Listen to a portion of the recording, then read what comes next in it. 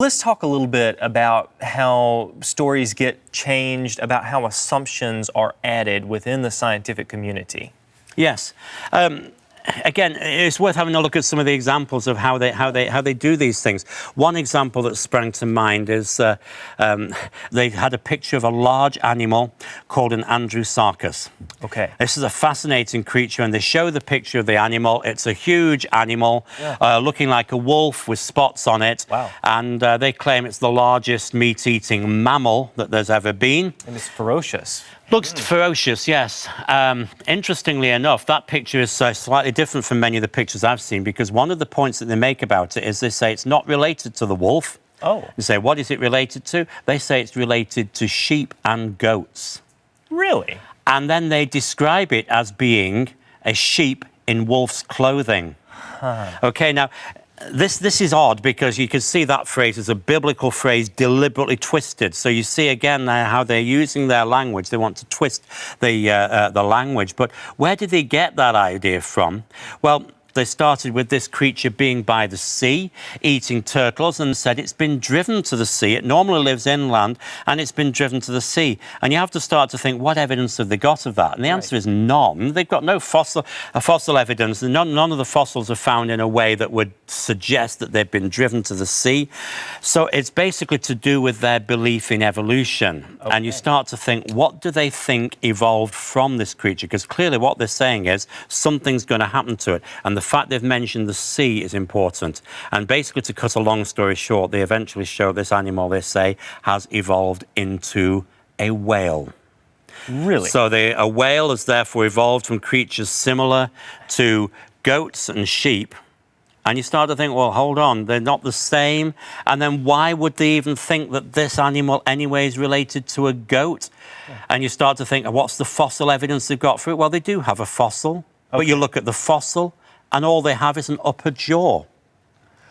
You're talking about an animal supposedly related evolutionarily to a whale, yes, and sheep and goats, yet it looks like a wolf, and yet it's based on one jaw. Yes, its upper jaw looks like a wolf, but they say that it looks similar to a goat's upper jaw.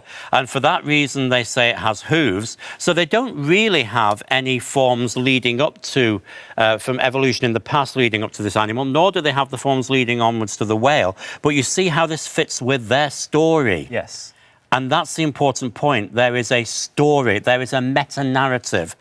And everything has to fit their meta-narrative. And we need to cut across that and call them out on it, call their bluff and say, this is not the case. Right. I'm sure there was this animal there. This jaw is clearly a genuine jaw. What the rest of the animal looked like, I don't know. We could easily make our own guesses. But there's clearly real signs there in the sense that there was this animal there. But the rest of it is all a story, and we need to call them out on that. Well, and that's important that you bring that up, because so often there's some sort of scientific data behind whatever they might be purporting. Yes. But the interpretations placed upon that data are so wild that often I find them miraculous, don't you? Yes, absolutely. And these things can be done in such a subtle way. And, you know, you get it in the museums. Yeah. You go into a museum. And you know, it's interesting because in the Smithsonian Museum in D.C., you can see one of these fossil propaleotheria that I mentioned before. Interestingly enough, they've actually put it next to a fossil of an extinct tapir. And I don't know why they did that, but then they've got the rest of the horse evolution. And quite clearly, in their very own exhibit, you can see that the propaleotherian fossil looks like the tapir. Like a modern tapir, not like the horses that they claim it evolved into. And yet, I don't know, is it some accident? Maybe someone made a mistake there and put the two together, but you get the idea. But there's a story being written, and you see this in so many museums. Obviously, people go to natural history museums to look at dinosaurs, don't they? Absolutely. And there's some wonderful dinosaurs that we love to talk about, you know. There's one with a really long name that I can never say this right. Can you tell me? Pachycephalosaurus. That's it. We were struggling before off camera trying to work out the name. The point is that this animal has got a very hard head. Okay, and that's actually so many animals. They have either Latin or Greek names that represent whatever their features are. So for Pachycephalosaurus, it's basically thick thick-headed lizard. And that's what it means. That's what the word means. And it has got a thick-headed skull. This is true. This is the actual science, because the skeleton clearly has these bony things that we can see on that image. That is true. Okay. However, you then go to somewhere like that picture, like the displays that I've seen both in the Smithsonian in DC and in the Natural History Museum in London, and it shows these animals headbutting. And particularly the one in London has all sorts of comments with it saying, well, did they engage in headbutting contests like modern goats? Really? And they actually phrase it as a question. Okay. And that question doesn't get answered. Did they engage in headbutting contests like modern goats? What information have they given you? But wait a second. They posed a question which they don't along answer. with an exhibit showing this happening. So when you walk away, you almost think, oh, well, there must be fossil evidence that this took place. Yes. Or else that somehow, magically, people who are very clever can look at the bones and work out the behaviour from the bones. And we need to emphasise, no, you cannot. There may be one or two things you can work out from bones. I'm not saying there is nothing there.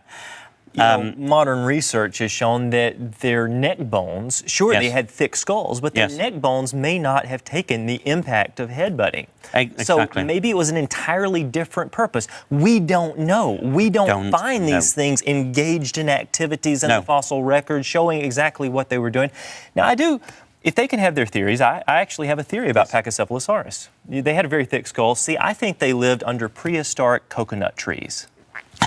And they evolved a thick skull.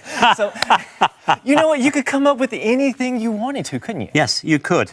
You could. And this is the point. We don't actually know the behaviour.